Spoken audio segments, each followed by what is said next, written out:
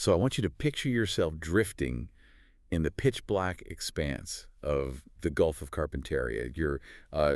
You're hundreds of miles from the nearest coastline. Right. Completely isolated. Exactly. There's zero light pollution out here, no city glow on the horizon, no navigation beacons. I mean, absolutely nothing. Just that heavy, oppressive sound of the ocean swells, rolling and crashing into each other. Which is terrifying enough on its own. It really is. And you've just got this sky full of cold stars above you. You're completely alone. But then as you strain to see into the void, the stars begin to vanish. Oh, man. Yeah, this massive, towering silhouette is silently sliding across the horizon, just blocking out the night sky. It's an 80-meter wall of rusted steel. Right. Like a leviathan rising out of the water. There are no lights, right? No navigation lights at all. There's no engine noise echoing through the depths. There's no crew on deck. It is completely, utterly dead. Yet it's moving right toward you.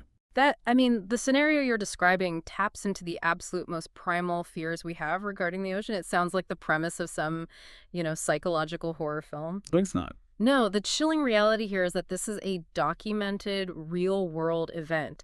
We tend to operate under this comforting illusion that our modern world is entirely mapped out, right? Tracked, monitored. Yeah, we think satellites see literally everything. Exactly. But the ocean remains this incomprehensibly vast, untamed blind spot. It is a place where thousands of tons of steel machinery can just vanish without a trace. Or, and this is perhaps even more terrifying, suddenly emerge from the fog totally inexplicably. Which is why you were listening to The Deep Dive. Today, our mission is to open up the archives. We're looking at a comprehensive stack of Wikipedia records and Australian customs reports to basically reconstruct one of the most unsettling maritime mysteries of the 21st century. It's a fascinating one. We are going to retrace the chilling 2006 discovery of a ghost ship known as the Jian Seng. We'll examine the timeline of its apprehension, the deeply eerie clues left behind in its rusted belly, the political outrage it sparked, and, the unresolved mysteries that went down with the ship. Because it really does challenge everything we think we know about maritime security. Right. Because looking at these source files, the core question that just keeps bothering me is, how does an 80-meter tanker just appear out of nowhere in the modern era? It fundamentally shatters our sense of technological control. An 80-meter vessel is a massive piece of industrial infrastructure. It's a skyscraper lying on its side. Exactly. Yeah. To have a structure of that scale roaming the seas, completely unchecked, completely silent, it requires a chain of events that is deeply disturbing to untangle. You really have to look at the mechanics of how it was found just to understand how anomalous this really was. So let's look at the initial sighting. The records place this in 2006. The exact location is 180 kilometers southwest of Waipa, Queensland. For anyone pulling up a map right now, that puts this ship deep in the Gulf of Carpentaria, just drifting in largely uncharted waters. But the first entity to spot this thing isn't another boat. It's an Australian Coastwatch aeroplane. Yeah, the customs reports detail that these Coastwatch flights run routine aerial patrols over the Australian Exclusive Economic Zone, or the EEZ. And they're just scanning the water. Pretty much. These pilots fly over thousands of square miles of empty blue water just looking for anomalies. So a visual identification of a vessel this size would instantly trigger a standard protocol. Right. They don't just ignore it. No, never. The pilot circles the coordinates, checks the vessel's profile against known maritime traffic in the area, and then attempts to hail them on VHF Channel 16. That's the international distress and calling frequency. But the report says they got nothing back. Just dead air. And I'm trying to put myself in the cockpit of that plane, You're looking down at a bunker tanker. That's a ship designed to be bustling with heavy mechanical purpose. It should be incredibly noisy. Exactly. It shouldn't be silent. A ship of that size simply does not ignore a hail from a Coastwatch plane unless it is physically incapable of answering. The pilot was essentially looking at a corpse floating on the water. Which is so eerie. It is. And once that lack of response was relayed back to the Australian Customs Service, the whole border protection apparatus engaged. They analyzed the aerial photographs and realized they had an unidentified, completely unresponsive megastructure drifting deep within their territorial waters. Which prompts Customs to dispatch their patrol vessel, the Storm Bay. They send them out to intercept this drifting mass. But here is where the sequence of events in the reports gets incredibly tense, I think. Oh, absolutely. The text explicitly notes that the Storm Bay arrived at the location during the night and waited until morning before launching a tender. Wait, so they sail all the way out into the middle of the Gulf, find this massive unlit ghost ship, and they just sit there in the dark. Yeah, they did. Why wouldn't they hit it with spotlights and send a boarding team over immediately? Well, the physics of the ocean make a night boarding under those specific conditions almost suicidal. The Storm Bay crew wasn't waiting out of hesitation, you know.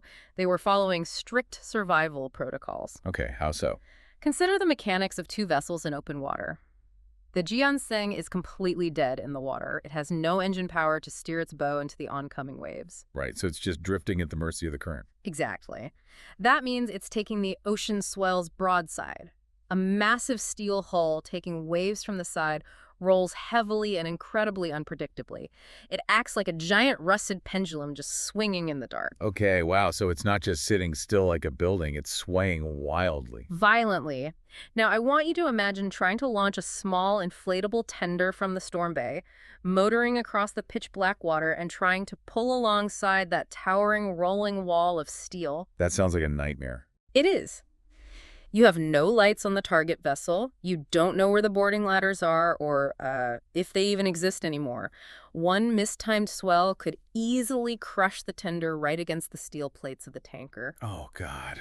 Yeah, just pulling the entire boarding party under the hull. Not to mention the sheer psychological terror of that. Wait, I mean, you are sitting in your patrol ship, staring at a blacked-out monolith blocking the stars. You don't know what it is. You know nothing about it. You don't know if there's a hostile crew of smugglers sitting quietly in the dark watching you on their own scopes. You don't know if there are desperate people locked in the hold. You just have to listen to the water slapping against its hull for hours until the sun finally comes up. The psychological weight of that standoff is immense. I mean, darkness obscures information, right? And in the absence of information, the human brain just fills the void with the absolute worst possible scenarios. It is an agonizing wait for daybreak. But the sun does eventually rise over the Gulf. Daybreak hits, and the customs officers finally launch their tender. Even in daylight, though, the vulnerability of humans at sea is terrifying. You leave the relative safety of an armed government vessel, get into a tiny rubber boat, and slowly approach a towering wall of rusted steel. It's a critical threshold crossing moment for the team. They maneuver alongside, they have to match the terrifying roll of the dead ship, secure their lines, and begin the physical climb up the side. Hand over hand. Right. But what they discover when they finally pull themselves over the railing is deeply unsettling. They breach the deck, their weapons are likely drawn, they're ready for anything, and what they find is absolute, total emptiness. The reports state there was no sign of recent human activity found anywhere aboard. Like, no half-eaten meals in the galley, no personal effects in the crew cabins, no logbooks left open on the bridge. It's just frozen in time. Or scrubbed clean. Scrubbed clean is the right phrase, because the sources note something crucial. There were no signs of illegal activity like poaching or people smuggling. No hidden compartments full of contraband, no signs of a struggle or a mutiny. Just a hollow tomb. But I want to pause here, because the emptiness wasn't just a lack of people. The records say it was a deliberate erasure. The identifying marks of the ship had been removed. They've been completely painted over. No registration papers were found. No flags were flying. Which is incredibly suspicious. Right, but hold on, is it really that simple? Can you just slap a coat of paint on an 80-meter tanker and erase its entire existence? Doesn't a ship that size have a VIN number stamped into the hull like a car does? That is a critical question. You're referring to an IMO number, an International Maritime Organization number, that's a unique identifier permanently assigned to the hull of large commercial vessels. So they do have one. They do. And scrubbing a ship's identity is not a matter of just grabbing a paint roller from a hardware store. It is a highly calculated, labor-intensive industrial process. You are talking about deploying crews over the side of the hull to physically grind down welded steel letters. Wow. Over the side of the ship. Yes, you have to locate and obliterate the stamped IMO numbers. You have to go through the bridge and systematically destroy every single logbook, registration certificate, and inspection record. You have to remove the physical flags and unscrew the brass builder's plates. So this requires serious time, money, and intense premeditation. This wasn't a spur-of-the-moment thing. Absolutely not. When a ship suffers a catastrophic accident or founders in a storm, the crew abandons ship out of sheer desperation to save their lives. They do not pause as the ship is going down to meticulously grind the registration numbers off the hull. Right, they're running for the lifeboats. Exactly. The sheer effort required to erase the Jian Seng tells us that whoever abandoned this vessel wanted absolute certainty that when it was eventually found, it could never be legally, financially, or criminally traced back to them. They were aggressively severing all ties. But they made a mistake. They missed one tiny detail. The customs reports show that the boarding officers found a single lingering trace of the ship's past. The name Jian Seng was found faintly visible in Chinese lettering on the stern. It's such a striking image. That's a haunting detail. Whoever scrubbed the ship did a thorough job almost everywhere else, but the harsh saltwater environment, or perhaps just a rushed layer of cover-up paint, allowed the ghost of its original name to slowly bleed through the steel just enough to be read. It provided the boarding party with a single thread of evidence to pull on, essentially. But as the investigation unfolded, that thread led nowhere. Really? Nowhere at all. The customs inquiries revealed that the name Jian Seng was not registered to any active company, any known flag state, or any port authority that they could track down. The ship was a complete phantom. So the name is a dead end? Basically, yes. So the investigative focus had to shift from the missing paper trail to the physical anatomy of the dead ship itself. They had to read the architecture of the rusted corridors and the cavernous holds just to figure out what this thing even was. And exploring the internal state of the Jian Seng is where the story shifts from, an eerie mystery to something incredibly industrial and just morbid. The sources detail that much of the ship's machinery had been entirely dismantled. Stripped bare. The navigation systems on the bridge were ripped out. But the most staggering detail, the thing that really stops you in your tracks, is that the main engine had been removed. The ship was completely inoperable. Just mind-boggling. But mechanically, how does that even work? You can't just unbolt an engine from an 80-meter ship and carry it out the front door. The logistics of removing a main engine from a vessel of that class are massive. We really have to understand the architecture here to grasp it. The main engine of a coastal tanker is a multi-story colossus of cast iron and steel blocks. Multi-story? Yes. It weighs hundreds of tons. It is deeply integrated into the very skeletal structure of the hull, connected to immense propeller shafts, massive fuel delivery systems, and heavy exhaust stacks. To remove it, you cannot be floating out in the open ocean. You must be in a specialized heavy-duty shipyard. So they would have to physically cut open the ship. Exactly.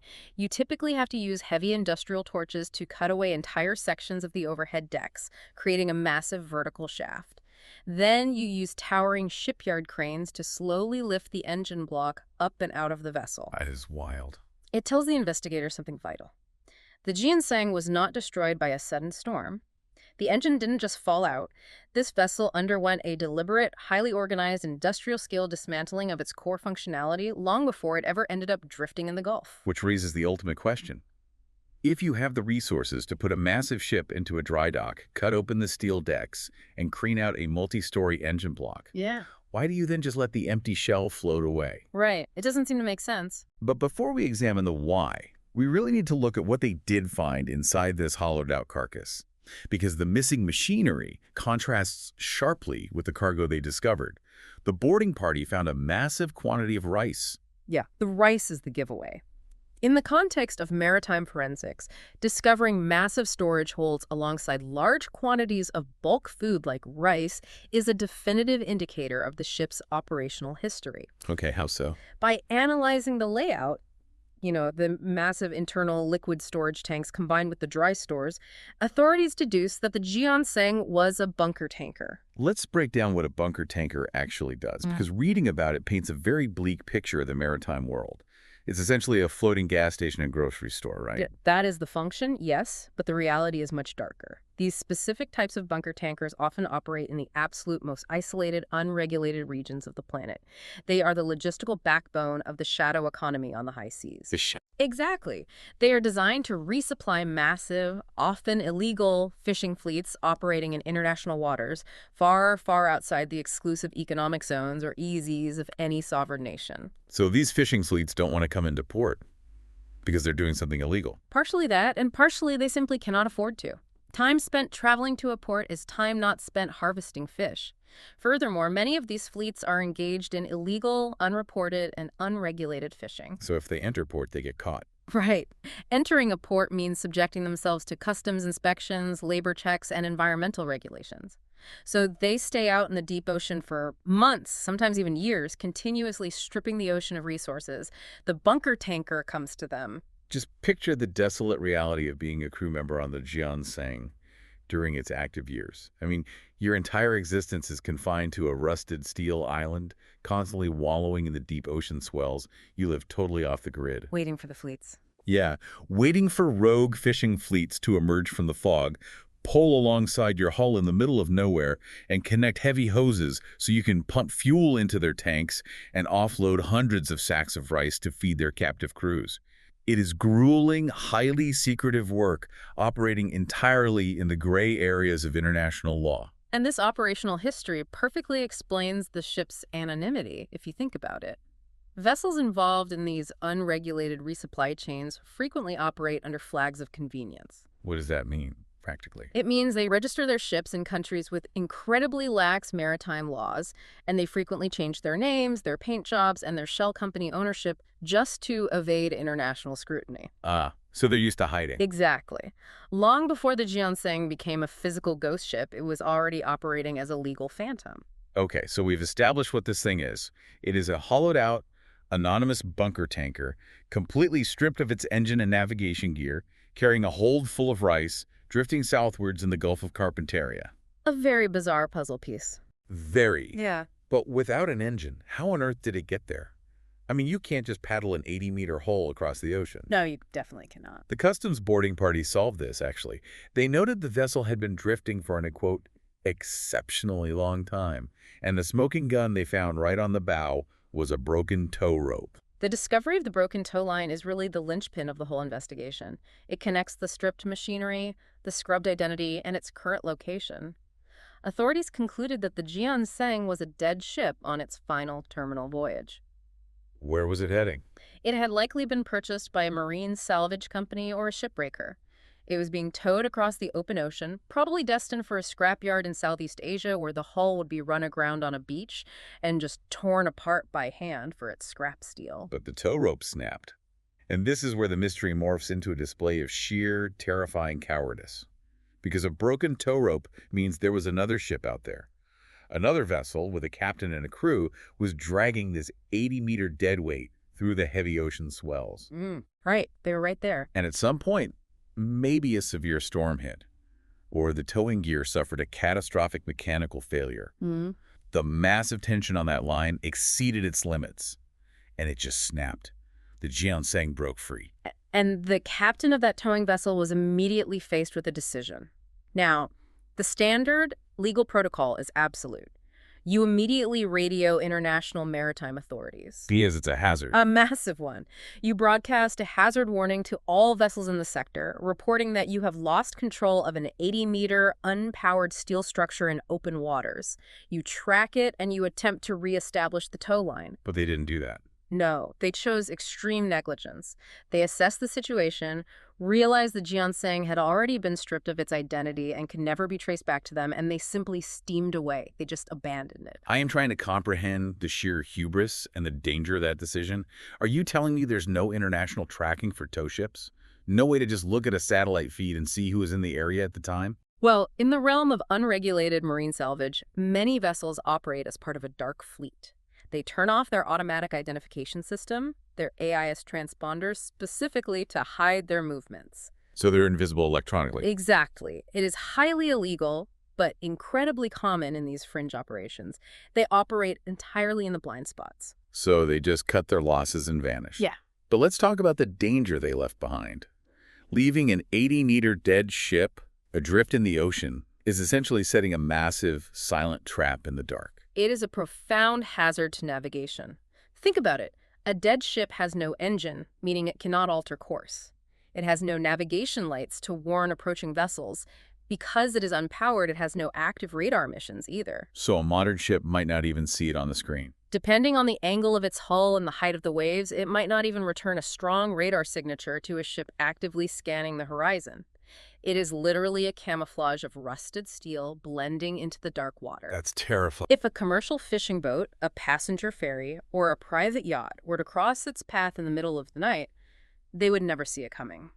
A collision with thousands of tons of dead steel would shear the bow off a smaller vessel, sinking it in minutes before the crew could even issue a mayday call. It is the maritime equivalent of dropping a massive, unlit concrete barricade across a dark, high-speed highway and just driving away into the night.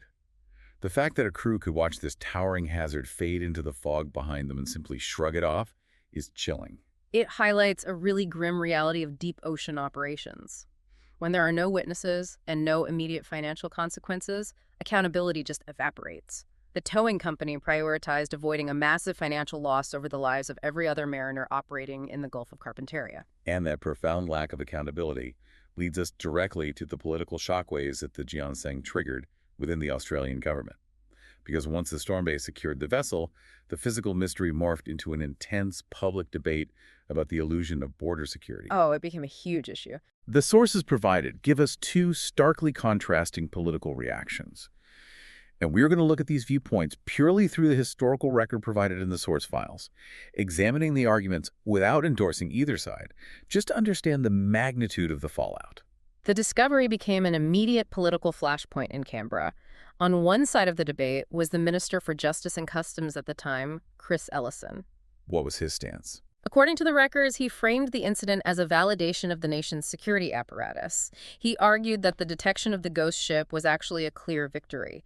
He focused on the response timeline. The ship was visually spotted by a Coastwatch airplane in a remote sector, the intelligence was rapidly processed, and the Storm Bay was successfully deployed to intercept it. Okay. From his viewpoint, this sequence of events proved that Australia's border protection forces were highly effective and capable of neutralizing unexpected threats, even in deeply isolated waters. So his argument is essentially, the system worked, we found it, and we dealt with it. But then the source material presents the harsh rebuttal from Senator Joseph William Ludwig, and he completely flips that narrative. He took a very different angle. He doesn't care about the swift dispatch of the Storm Bay. He focuses entirely on the terrifying reality of where the ship was found and how long it took to find it. Because the Jian Seng wasn't intercepted on the absolute outer edge of the EEZ. It had managed to drift deep into the Gulf of Carpentaria. But how does an 80-meter skyscraper of steel sneak past coastal radar grids? To understand Senator Ludwig's outrage, we have to look at the physical limitations of surveillance. Radar operates on line of sight.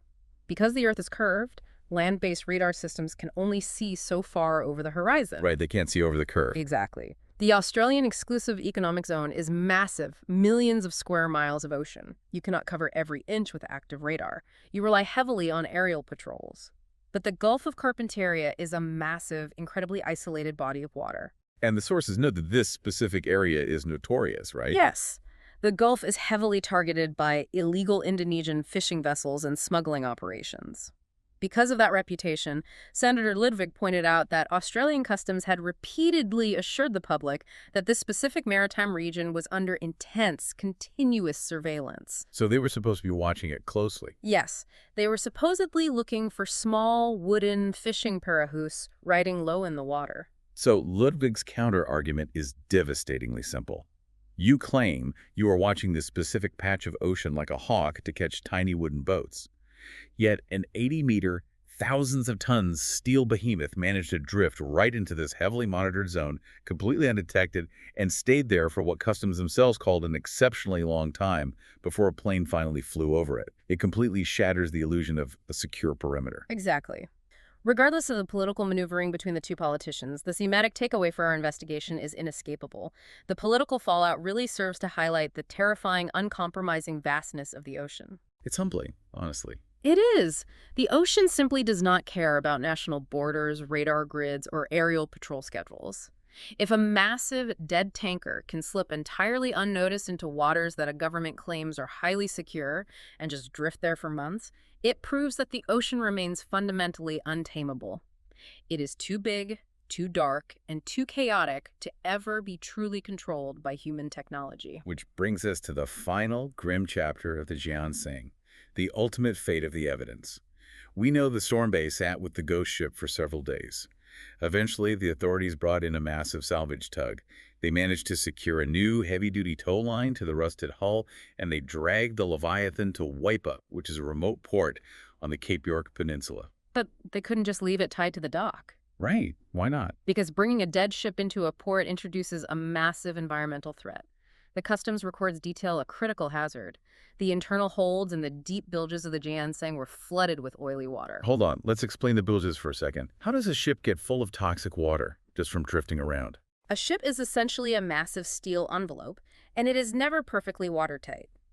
Condensation builds up, rain enters through open hatches, and seawater seeps through microscopic stress fractures in the hull over time. All of this water drains down to the absolute bottom of the ship, into the bilges. Gravity just pulls it all down. Right, but it doesn't stay clean. As the ship degrades, this water mixes with residual heavy bunker fuel oil, HFO, which is an incredibly thick, toxic sludge left over in the fuel lines. It mixes with decaying industrial lubricants, rust, and chemical runoff. It becomes a highly hazardous, toxic slurry. So dragging it into the harbor is like bringing a ticking ecological time bomb to the coastline. Precisely. If the rusted hull were to suddenly breach from the structural stress of the tow, or if it simply sank at its moorings in Waipa, it would release hundreds of tons of this toxic sludge, devastating the local marine ecology. So before the government could even decide what to do with the ship, they had to bring in specialized environmental cleanup crews. That sounds expensive. Incredibly expensive. They spent days meticulously pumping out tons of this hazardous oily water just to stabilize the wreck. But once they cleaned it up, they were stuck with it. You have this completely useless 80-meter steel shell taking up space in a commercial port. The government puts out the call, waiting for the owners to come forward. But as we established in the beginning, the deliberate scrubbing of the ship's identity worked perfectly. Yep. No owner ever answered the call. And the economics of maritime salvage explain why the owners remained silent, right? Absolutely. Claiming the ship would mean claiming the bill. The original owners would be legally liable for the massive deep ocean salvage operation, the expensive harbor towing fees, the environmental cleanup crews who pumped out the bilges, and the potential international fines for extreme maritime negligence. So it's millions of dollars. The financial penalty would be astronomical. It was far, far cheaper for the operators of that dark fleet towing vessel to just remain hidden in the shadows. So the original owners vanished, and the Australian authorities are left holding the bag. And because the ship was stripped of its valuable engine, the cost of legally dragging it to a scrapyard and breaking it down far outweighed the value of the rusted scrap metal, which leaves the government with only one viable option. They had to execute the ship. Scuttling, the final deliberate destruction of the vessel. The records show that on April 21, 2006, the Jian Seng was taken on its final journey. The salvage tug hooked it up one last time, towed it away from the coast, back out into the crushing deep waters of the ocean, and they intentionally sank it.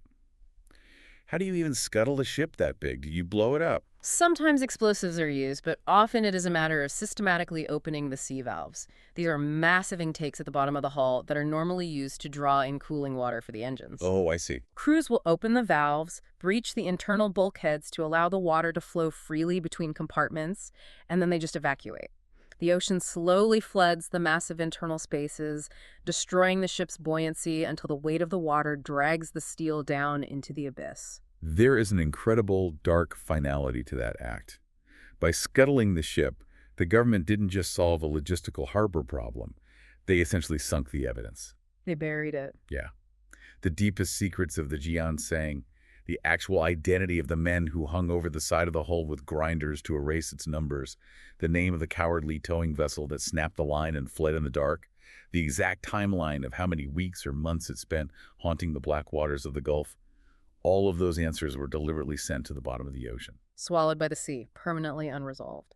And it's interesting, the source file specifically lists the Jian Seng alongside the most legendary maritime mysteries in recorded history. It joins the ranks of the Mary Celeste and the MV Alta. Right? The classics. Yeah, these are vessels that have transcended their physical reality to become permanent fixtures in the mythology of the ocean. They are ships that outlived their crews, their identifying names, and their original purposes to become wandering ghosts. But I think what makes the Jian Seng so uniquely unsettling compared to those other legends is the timeline. I mean, the Mary Celeste is a story from 1872. It is a tale from the age of sail, an era that we inherently expect to be shrouded in mystery and lost to the fog of history. That's a great point. But the Jian Seng happened in 2006. It occurred in a modern era dominated by global communication, GPS tracking, and satellite surveillance.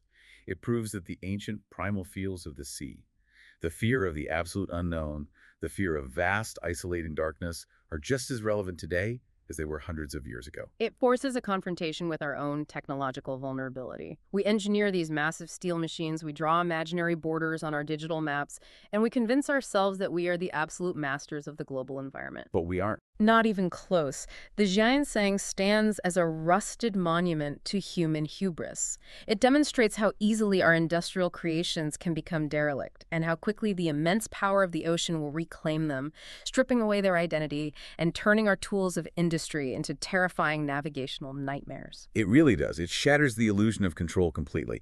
And as we wrap up this deep dive into the archives, I want to leave you with one final provocative thought. I want you to mentally return to that image we started with. The pitch black water, the crushing isolation of the open sea. I want you to think about the vast, unmapped stretches of the world's oceans right now, at this exact second. It's sobering. It is, because the story of the Jian Seng proved unequivocally that massive, silent, dead ships can drift for months, completely unnoticed by our advanced satellites and our coastal patrols. So as you finish listening to this, as you walk away and go about your safe, well-lit life on dry land, I want you to imagine what else might be out there right now. What other massive, rusted leviathans have broken their tow lines? What else has been painted black, stripped of its identity, and is silently drifting through the dark, uncharted waters of the world, just waiting to bump into something in the night?